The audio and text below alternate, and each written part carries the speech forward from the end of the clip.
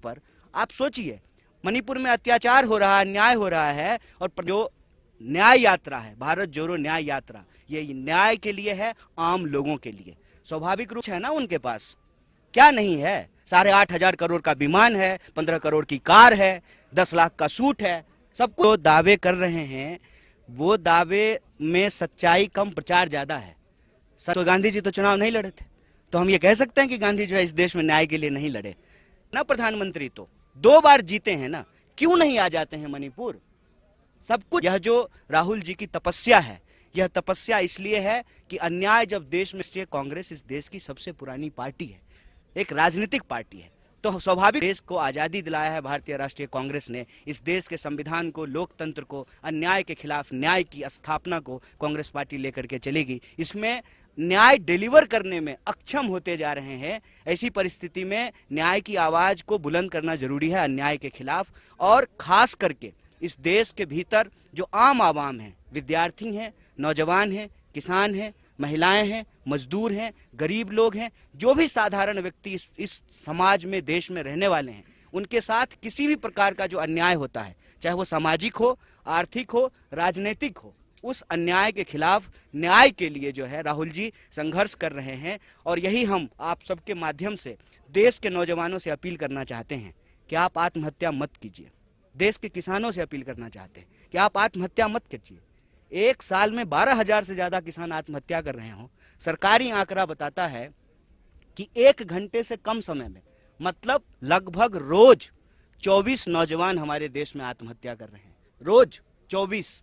ये press conference अगर 1 घंटा चलेगा तो इस दौरान जो है एक नौजवान आत्महत्या कर चुका होगा।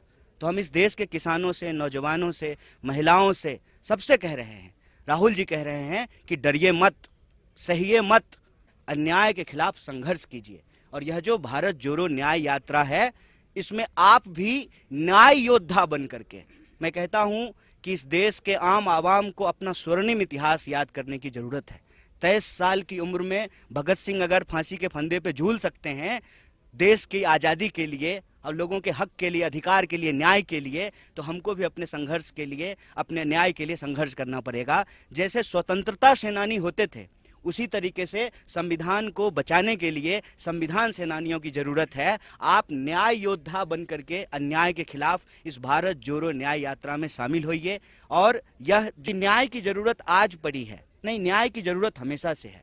इसीलिए न्याय की बात हमारे संविधान की प्रस्तावना में कही गई है। लेकिन जैसा हमने आपको कहा कि अन्याय की आंधी बह रही है, इसलिए अन्याय की आंधी बह रही है कि संस्थानों को कब्जा कर लिया गया है।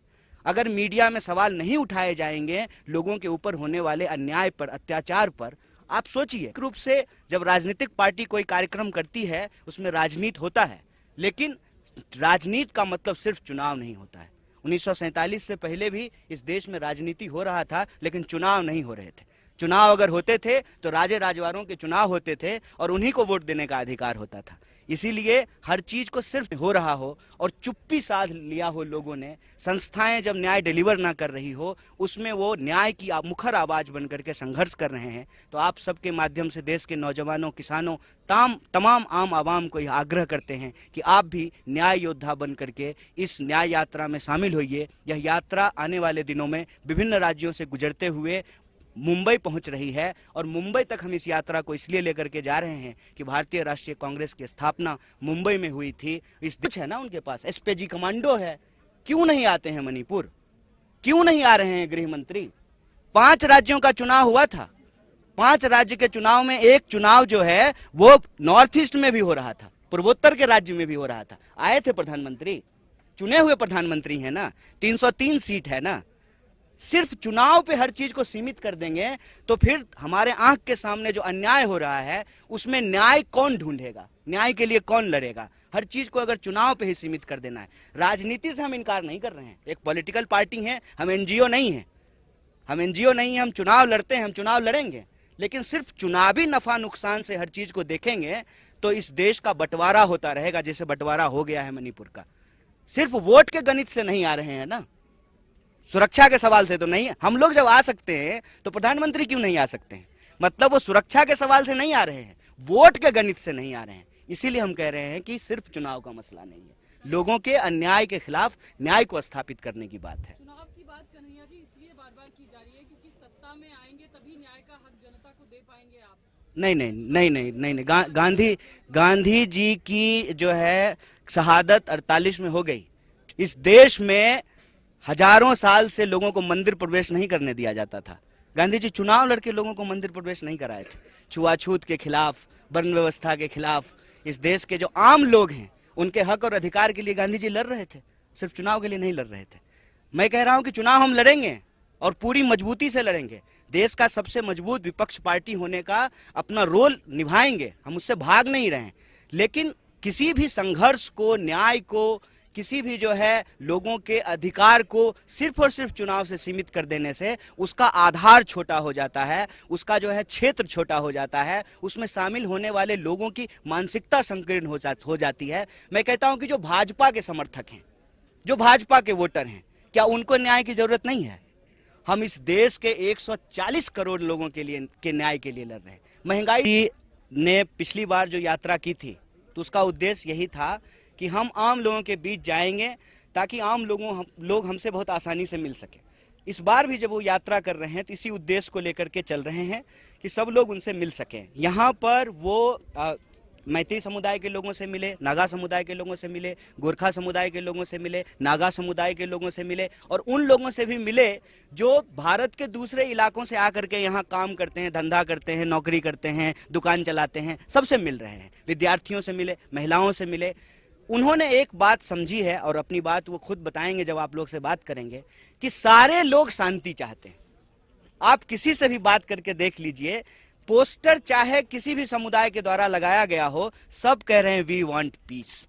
सबसे उनकी पहली मांग ये है कि शांति स्थापित हो, उससे तमाम लोगों का जीवन जो है वो अस्त व्यस्त हो रहा है, प्रभावित हो रहा है। सच्चाई आप सब लोग यहाँ आए हैं तो ये सच्चाई आप लोगों ने देखा है।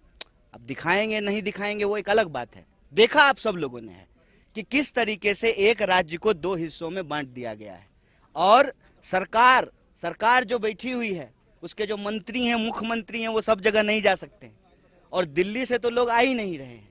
तो स्थिरता का जो उनका दावा है वो सिर्फ प्रचार है।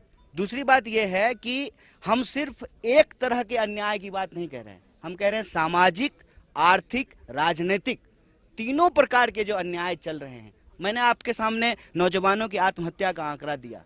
आप देखिए कि किस तरीके से देश में नौकरियां समाप्त की जा रही है, किस तरीके से 45 साल में देश में सबसे ज्यादा बेरोजगारी है।